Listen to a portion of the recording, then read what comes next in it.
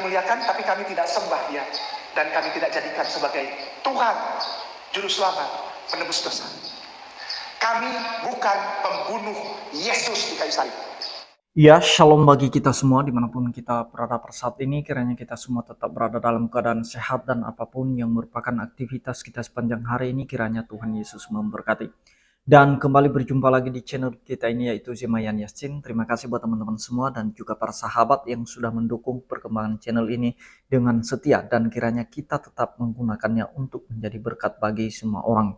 Nah teman-teman, pada video kali ini saya akan menanggapi ocehan Ustadz Kainama kepada calon mualafnya, yang dimana ada seorang perempuan yang berlatar belakang agama Katolik menurut pengakuannya, dan dia menjadi mualaf. Lalu Ustadz Kainama berkata bahwa kalau ada orang Kristen menanyakan kepadamu mengenai Yesus, atau mereka bertanya siapakah menurutmu Yesus itu, maka kita akan menjawab kepada mereka, memberitahukan kepada mereka bahwa Yesus itu kami muliakan, Yesus itu kami cintai, dan kami tidak pernah membunuh Yesus. Tidak seperti orang-orang Kristen yang telah membunuh Yesus. Nah teman-teman, sebelumnya mari kita simak saja videonya yang berikut ini.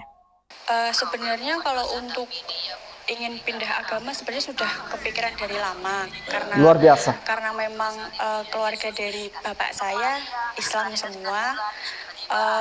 Lalu saya mempelajari, ternyata menurut saya Islam adalah agama yang paling benar ajarannya menurut saya. Seperti itu. Kok sudah tahu agama Islam paling benar dapat dari mana?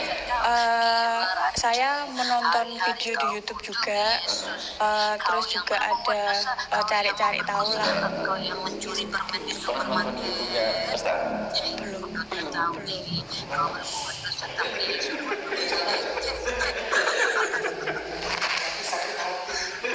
Luar biasa. Iya. Ketika ada saudara kita di lingkungan Mereka merasa bangga teman-teman ya. Ketawa ke TV. orang Islam, siapa Yesus itu? Yesus putra Maryam, kami kenal sebagai Isa alaihissalam. Beliau kami hormati, Tonton terus sampai selesai teman-teman ya.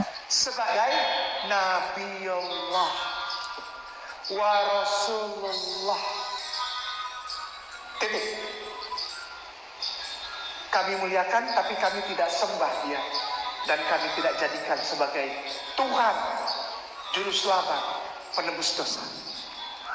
Kami bukan pembunuh Yesus di kayu salib. Kami mencintai dan memuliakan Beliau. Nah, jadi itu dia videonya teman-teman ya. Kita sudah mendengarkan cerita mereka. Ada beberapa hal yang perlu saya tanggapi.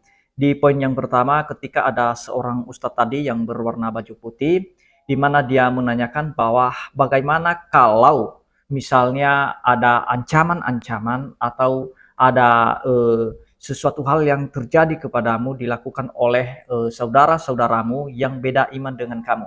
Nah, ini ada satu hal yang perlu kita tanggapi, bahwa seolah-olah Ustadz ini yang menanyakan itu, seolah-olah orang Kristen itu melakukan ancaman ketika saudaranya meninggalkan Kristen. Tidak sama sekali.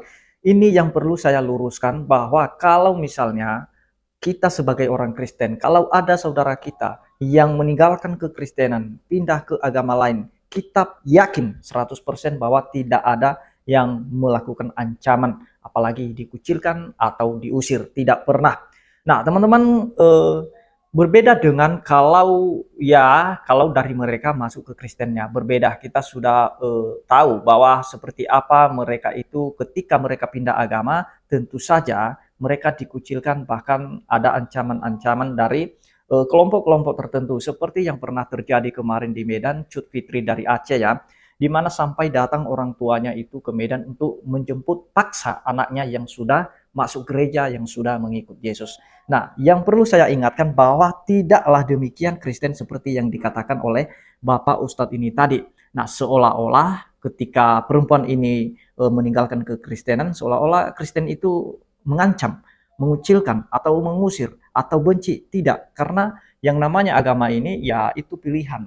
kalau memang dia sudah ditentukan untuk diselamatkan, maka dia tidak pernah meninggalkan Yesus. Nah, oleh karena itu teman-teman, kita akan masuk kepada pembahasan Ustadz Kainama. Kenapa saya bahas ini? Karena dia menyebut-nyebut tentang nama Yesus, dan dia berkata bahwa kamilah yang cinta pada Yesus. Kami tidak pernah membunuh Yesus. Kami memuliakan Yesus. Nah, dengan kalimat-kalimat itu teman-teman, justru itu sebenarnya menyakiti hati Tuhan Yesus. Karena apa yang dikatakan oleh Ustadz Kainama tidak sesuai dengan visi misi Tuhan Yesus di bumi ini. Karena memang visi misi Tuhan Yesus di bumi ini adalah untuk menyelamatkan manusia berdosa. Dan itu pernah disampaikan oleh malaikat kepada Yusuf dalam mimpi, bahwa ketika anak itu nanti lahir, kamu akan menamakan dia Yesus, karena dialah yang menyelamatkan umatnya dari dosa. Dan itulah yang ditolak oleh Ustadz Kainama. Sebenarnya kedatangan Yesus ke dunia ini adalah bukti kasih Allah kepada manusia. Tetapi kalau Kainama mengatakan tidak terima dengan kasih Allah itu, bukti kasih Allah itu, ya itu hak Anda. Nah, yang jelas saya akan menanggapinya bahwa ternyata Kainama memiliki cara berpikir seperti Petrus dulu ketika dia bersama-sama dengan Yesus, ketika dia belum mengerti, belum memahami visi misi Tuhan Yesus yang sebenarnya. Karena pernah Tuhan Yesus mengajarkan kepada murid-muridnya. Nah, dia pernah memberitahukan kepada murid-muridnya pada saat itu, dia berkata bahwa saya akan menderita, saya akan dibunuh, saya akan mati, dan 3 hari kemudian hidup kembali. Nah, Petrus menarik Yesus dan kemudian dia menegur Yesus. Apa motivasi Petrus menegur Yesus? Itu motivasinya supaya Yesus itu jangan dibunuh sesuai dengan yang diramalkan oleh Tuhan Yesus, atau yang sesuai dengan apa yang dinubuatkan oleh Tuhan Yesus. Motivasi Petrus, jangan Tuhan terjadi itu. Janganlah sampai kamu dibunuh. Mari kita cek.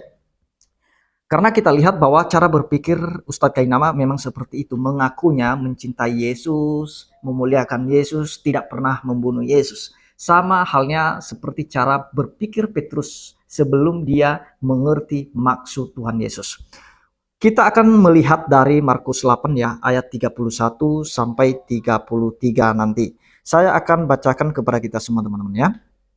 Di ayat 31, kemudian mulailah Yesus mengajarkan kepada mereka bahwa anak manusia harus menanggung banyak penderitaan dan ditolak oleh tua-tua, imam-imam kepala dan ahli-ahli Taurat, lalu dibunuh dan bangkit sesudah 3 hari. Ini firman Tuhan di ayat 31. Ada 3 poin yang perlu teman-teman perhatikan yang sudah diberitahukan Yesus kepada murid-muridnya. Yang pertama, Yesus memberitakan bahwa dia menderita. Yang kedua, Yesus memberitahukan bahwa dia ditolak. Dan kemudian dia memberitahukan bahwa dia dibunuh. Dan terakhir, dia memberitahukan bahwa dia akan bangkit. Nah, tetapi ayat 32, saking sayangnya, saking cintanya Petrus kepada Tuhan Yesus, kita akan baca ayat 32. Begini firman Tuhan, hal ini dikatakannya dengan terus terang. Nah, jadi terus terang Yesus menyampaikan itu kepada murid-muridnya, bahwa dia akan menderita, mati, dan bangkit pada hari yang ketiga. Nah, tetapi Petrus menarik Yesus ke samping dan menegur dia. Nah, pertanyaannya, apa motivasi Petrus sehingga dia menarik Yesus ke sampingnya dan menegur Yesus? Nah, itu karena saking cintanya kepada Yesus, saking memuliakannya. Nah, sehingga ini dia pakai logika manusia. Saya sudah terlalu dekat dengan Yesus, janganlah sampai dia dibunuh, janganlah sampai dia menderita, janganlah sampai dia ditolak, janganlah terjadi itu Tuhan. Ini menurut Petrus, dia mau yang terbaik bagi Tuhan Yesus. Dia mau Tuhan Yesus itu jangan dibunuh. Dia mau Tuhan Yesus itu jangan mati. Nah, tetapi apa kata Yesus? Apakah setuju dengan pendapat Petrus? Mari kita lihat ayat 33. Begini firman Tuhan, maka berpalinglah Yesus dan sambil memandang murid-muridnya, ia memarahi Petrus. Nah, perhatikan baik-baik teman-teman. Yesus memarahi Petrus. Kenapa? Karena dia menegur Yesus. Nah, kenapa dia menegur Yesus? Karena Yesus memberitahukan tentang kematiannya, tentang dia ditolak, dan tentang dia menderita. Nah, itulah sebabnya Yesus memarahi Petrus ketika Petrus menegur Yesus. Jangan sampai terjadi itu kepada Yesus menurut pikiran Petrus, karena dia mau yang terbaik kepada Tuhan Yesus.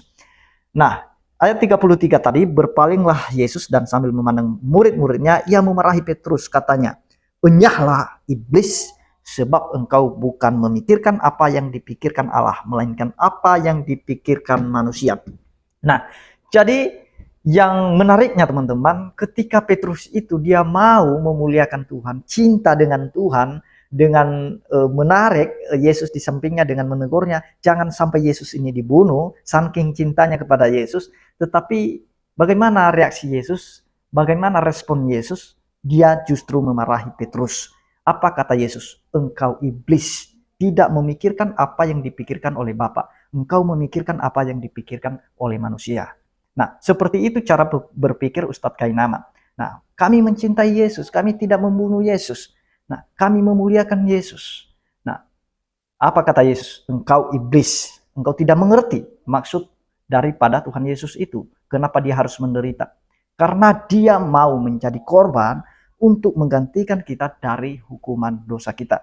Dan memang jelas apa yang disampaikan oleh firman Tuhan di dalam 1 Korintus 1 ayat 18, teman-teman ya. Begini firman Tuhan, "Sebab pemberitaan tentang salib memang adalah kebodohan bagi mereka yang akan binasa. Tetapi bagi kita yang diselamatkan, pemberitaan itu adalah kekuatan Allah." Nah, jadi teman-teman diingatkan kepada kita oleh firman Tuhan bahwa bagi mereka yang binasa, bagi mereka yang belum paham, bagi mereka yang belum mengerti seperti Ustadz Kainama itu, memang kalau kita memberitakan tentang kematian Yesus, kita dianggap bodoh.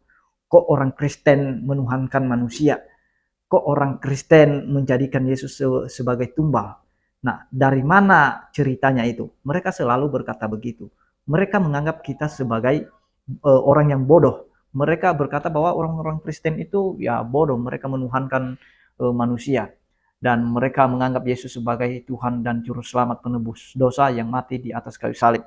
Nah, mereka tidak mengerti, mereka tidak memahami. Itulah sebabnya firman Tuhan berkata bahwa memang kebodohan bagi mereka kalau kita cerita tentang kematian Yesus, karena mereka tidak paham. Ayat 19, "Karena ada tertulis, aku akan membinasakan hikmat orang-orang berhikmat dan kearifan orang-orang yang bijak akan kulenyapkan," kata firman Tuhan. Nah, artinya teman-teman, sekalipun ada orang pintar secara pandangan manusia, kalau kita lihat mungkin dia punya jabatan, dia orang berpengaruh, dia orang yang ilmuwan, tetapi belum tentu dia mengerti firman Tuhan itu. Dia mengerti maksud tentang kematian Yesus itu, belum tentu. Itulah sebabnya firman Tuhan berkata bahwa justru hikmat mereka akan kulenyapkan. Nah, jadi itu dia teman-teman yang saya sampaikan. Kenapa saya tanggapi ini? Karena selalu para mualaf ini berkata bahwa kami mencintai Yesus, kami tidak pernah membunuh Yesus. Iya, terserah Anda. Kalau kamu memikirkan hal-hal yang seperti itu, silakan saja.